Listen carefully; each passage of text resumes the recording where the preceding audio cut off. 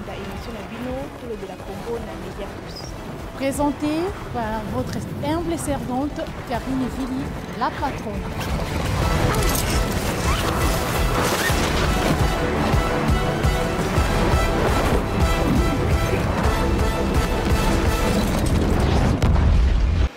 Mbote bandeko batali ya Média Plus na compte émission na bino tolobela Congo mokolo lelo toko talisa bino spécial bokolongono bonzoto lolenge tolobaka soki tolobi spécial bokolongono bonzoto toko talisa bino mai matali bongo santé na engoma mokonzi Kinshasa esengeli boyeba eke bandeko ya UNICEF elongo na ba partenaire mosusu ba kokoba kosunga RDC na mai matali bongo COVID-19 kosunga bango na mwa ba matériel ya ba protection ko pesa ba masque ko pesa bongo ba mégaphone to pe ba sokola maboko lokola ba gel oyo baza ko salela kasi mokolo lelo to kimaki mbangu na INPS ko kende ko tala pambate mwana mboka mama Marie-Claire Thérèse Fuelo azali bongo présidente ya commission des risques et des engagements communautaires azwaki musala penza ya makasi lelo pona ko sala elongo na ba bazwami bongo ba chef ya zone de santé et ya engoma mokonzi Kinshasa pambate babandaki musala mwa kala même mokolo lelo ba kendaki kopesa zone de santé ya Mongafula 1-2 pe zone de santé ya Masina tokotika bino po journée za mulai bola na bongo première étape o elekaki pe tokoba lisusu.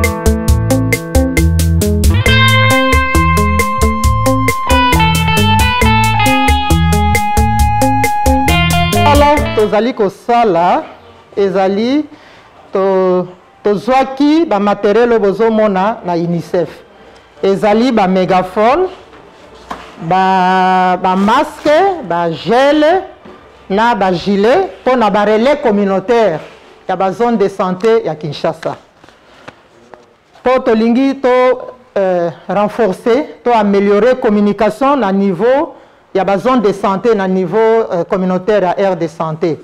Alors, les relais communautaires, on a formé Bango, baza 4160 relais communautaires pour la ville à Kinshasa Mobimba, to formé Bango. Si tu déployé Bango, tu tindi Bango, bazo sala mosala ya communication na des risques porte à porte. Bazo visiter ba ménage, ba ken ménage, ba échanger na ba membre à ménage na famille, ba échanger. Et après, famille, ils ont posé des questions, ils ont répondu à des préoccupations de la famille, ils ont livré des messages essentiels, surtout des gestes et barrières. Alors, pour il faut protéger Bango. Parce qu'il ne faut pas, à haut risque, il fallait protéger Bango. Alors, pour protéger Bango, tu peux chaque réco, paquet à masque. Tu peux chaque réco, gel pour désinfecter ma boko. Et pour reconnaître Bango facilement, tu peux Bango peut gilet. Tu as commis déjà relais communautaire. Donc, le matériel oignon, c'est l'UNICEF qui nous a offert. Mais les partenaires comme Oxfam, comme Sanrou, les partenaires sont belés sur le terrain. Les partenaires sont les matériel pour la zone de santé. Donc, rassurez-vous que les réco travailler dans de bonnes conditions. Les matériel, les outils, les fiches pour remplir les données, et les données sur le terrain. Est-ce que vous faites lelo et puis lelo vous faites banani? Lelo ezali tour, il y a zone de santé, il y a Mongafula. Tobandaki depuis jeudi le 30, na Kinshasa tozana 35 zones de santé. Topesi déjà 26 zones de santé. Yé bango baza 27e zone de santé et Tikali à peu près 8 zones de santé, c'est depuis une semaine déjà que nous sommes en train de livrer le matériel aux Nyons. Après avoir livré, il faut que la peine à niveau de zone de santé, utilisation nango. Voilà, il faut superviseur bazali, pour la suivi, même biso peut ozali, de temps en temps, toujours qu'il y a une zone de santé, pour là comment le matériel a été distribué, kaboli ango ndenge nini, pe utiliser ango ndenge nini. Merci Maseme, auti ko pesa biso vraiment ba ilili ya kitoko penza na nzela tope na ngambu ya INPS. Toki mimbangu na limete wa pepai maman présidente Marie-Claire Thérèse Fuelo akokoba toujours tourner na ya mokolo ya lelo kuna kendaki ko assister wa pepai ba relais communautaire o batambola kana nzela ba pesa kamate na ba imboka ba yeba ndenge nini ba komi batela na bokono ya coronavirus totika bino bolanda na kati ya séminaire wana topé formation maman Marie-Thérèse Fuelo azwaki pe maloba apesaki conseil na ba relais communautaire bolanda bongo tozonga. L'épidémie est où? Dans la communauté. Dans la communauté. Et pour arrêter l'épidémie, il faut l'arrêter où? Dans la communauté. Avec qui? Avec les relais communautaires. Avec la communauté. Oui. Voilà. Vous êtes de la communauté, oui ou non? Oui. L'épidémie est dans la communauté. Les facteurs de risque sont dans la communauté. Pour arrêter la communauté, l'épidémie, il faut l'arrêter avec la communauté, par la communauté elle-même, représentée par les relais communautaires. On ne va pas appeler toute la population ici, mais les relais communautaires ont des personnes à qui plutôt la communauté, plutôt les populations, ont les personnes à qui elles font confiance. Communication que non. Échange. Il faut donc un dialogue. Dialogue entre la personne, l'individu, ou les membres du ménage et les relais communautaires. Donc, vous échangez, vous dialoguez, les personnes vous posent des questions, les personnes ont des préoccupations, dans la préoccupation, bino bozo répondre à ma préoccupation là-bas. Vous avez sa réponse à ma préoccupation là-bas. Vous leur donnez des conseils. Et bango peut dans la vie à faire ça bino. Bango voyez ça bino par exemple, ah nenge il faut se faire ça la nenge wana biso to lingité, ah biso to. Donc bango peut dans la yoki on y a fait ma vie na bango. Donc dialogue, échange. Vous échangez sur, vous leur donnez des informations, des conseils sur Covid, sur les dangers que représente la Covid, sur les risques que représente la Covid, risques par exemple économiques, risques sanitaires, ainsi de suite. Par exemple, on a une préoccupation de la vision isolée, sans effondrement, ville effondrement. Vous voyez que ça va manquer, aux effondrement, ville effondrement. Il faut que nous soyons là, masque. Il faut que nous soyons correctement les masques. Il faut que nous soyons là correctement ma boue. Il faut respecter distanciation. Il faut accepter la joie, température. Ce qui est au sein de l'épidémie, et aussi là, posant et au fond. Vous comprenez? Il faut faire la Covid sans l'attraper. Nous devons apprendre à vivre avec la Covid, mais sans l'attraper, sans avoir peur. Parce que pour ne pas l'attraper, on va faire ce message clé. Et pour ne pas l'attraper, il faut porter correctement les masques. Il faut laver correctement les mains. Il faut respecter la distanciation. Il faut accepter qu'on prélève la température. Vous comprenez? On dit pas hématique. Dollar hématique. On dit dollar hématique pour la Covid. On dit dollar équita. On dit pas équita. Vie et zonga normale. Ceux qui ont dit vie et zonga normale, dollar ta masse correctement. On la correctement ma boco. On respecter la distanciation. On accepter ma température. C'est ainsi que tu aussi dit ça.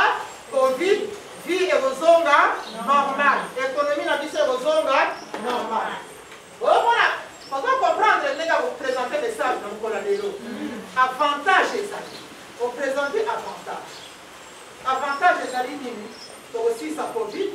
Vie et resonga normal. Dans le recommandement, il faut évoquer non. Parce que l'économie est resonga normal.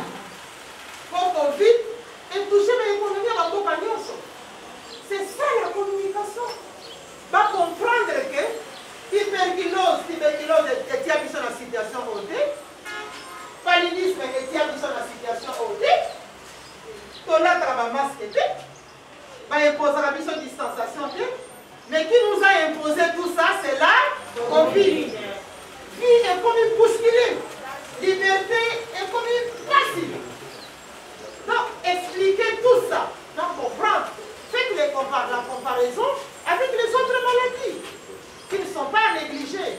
Donc, comprendre que nous sommes là, prison, c'est la prison. Hein? Oui. Prison, il y a masque. Et Zali, on a Covid. Et nous devons tous être désinfectants. Il faut respecter la distanciation et il faut accepter. Très bien. Il faut la photo. Il faut accepter la température. Il faut respecter la distance. C'est ça l'engagement communautaire. Vous comprenez l'engagement communautaire? Voilà. Engagement communautaire, c'est après avoir échangé. Pour échanger, pour dialoguer, pour comprendre les risques et dangers, on a comprendre en haut. La comprendre que Covid, les gens étaient malades de sous-souté. Et ça, Catine, tout ce qui est en train de se faire. Ceux qui ont bien la famille, parce qu'on a malade, il va bomber dans l'âme. Ah, tu n'as pas quitté. C'est quoi tu as dit? Maman, pardon. Tu bomber malade, moi, je vais vous faire dans l'âme. Tu bomber bien dans l'âme. Avec que voilà, c'était comme ça, on va dire, on est du pour comprendre les dangers, c'est ça la communication des risques. Va comprendre les risques, va comprendre les dangers, à partir il y a échange. Prenez le temps d'échanger.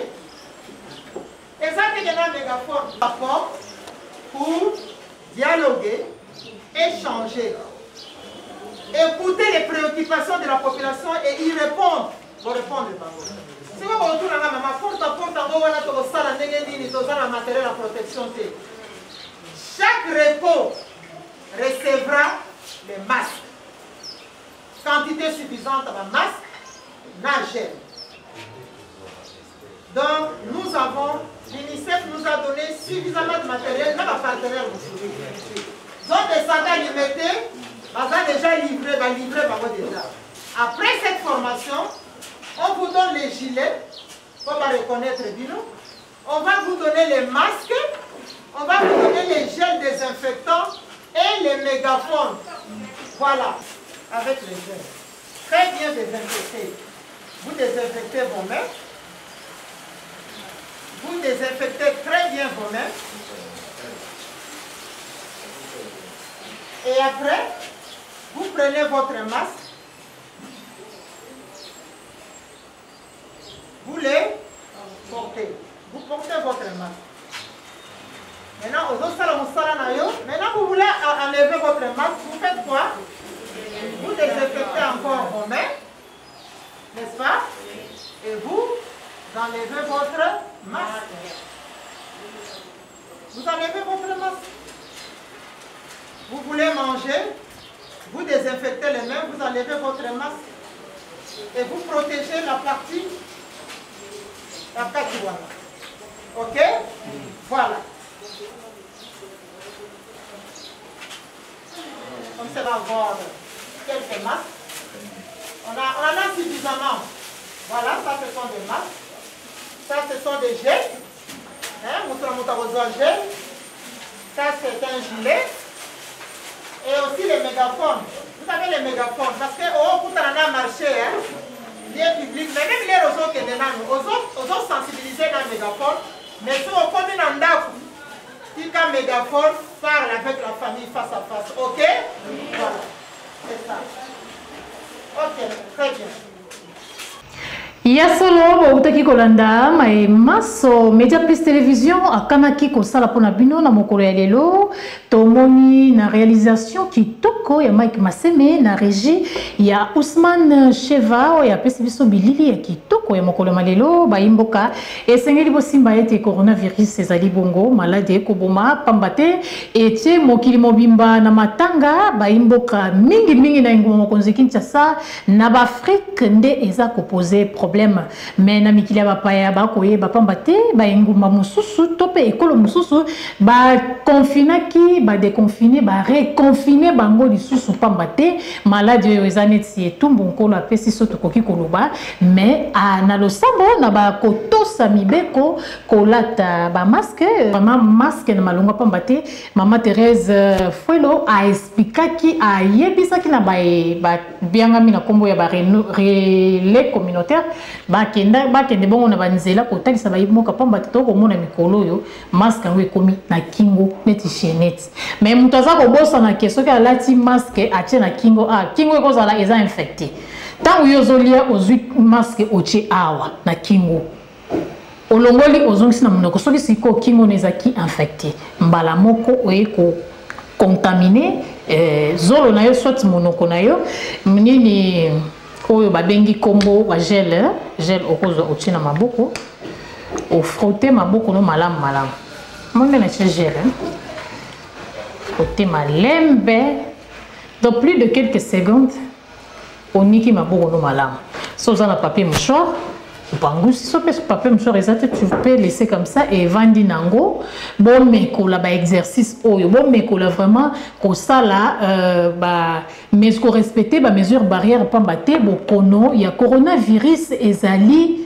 baimboka na Kinshasa ba komona yango eza copie ya ba ministre eza copie ya ba politicien ba média baza ko désinformer population ti lelo to komi na problème bato ba moneti état d'urgence ba longoli yango ke coronavirus ezate au continent kata mutu ka eza 10 personnes 15 personnes 3 personnes 4 aux nani protection na yo otchena munoko fini zolo no fini munoko pona o empêcher soit yo rozala atteinte mais mutu sa pembe na za atteinte blata masque eko sala eloko moko te soki omi bateli pambate oya mi batelité nzamba bi mi batela ya ko batela soki mi batelité oza ko exposer na danger eko komela bino bande ko batali ya Media Plus Télévision to kutani bango mbala sima ba imboka ba bazaka libako ko landa biso ba abonné na biso bo lamuka bo ko lala tozana plus de 3004 abonnés malembe bo ko tala biso na moi nyamu malembe Toko senga na bino bola muka ba imboka tokutani bongo mbala sima papa Sylvain merci na espace oyo pesi biso pe musala oyo tikaki ko pesa na équipe mobimba ya Media Plus Télévision ba bokula kanyoso na ngambu ya ministre ya santé Eteni Longondo na esaki bino mokola lobi ke makambo ya malamu ezali audit esilaki rapport final ezoya azana ye maboko pembe ba dongolo miso ba lukaki balzo mutu ya Eteni Longondo bosuki na bino po aya kinae pona kosala na le peuple d'abord a outina école ya le peuple d'abord a koyiba misolo ya l'état te po envoie sa famille ne pas ça envoie mana ekala topesi bokula ka Eteni Longondo lo sako na yo ba ine su bazaka libako lo sako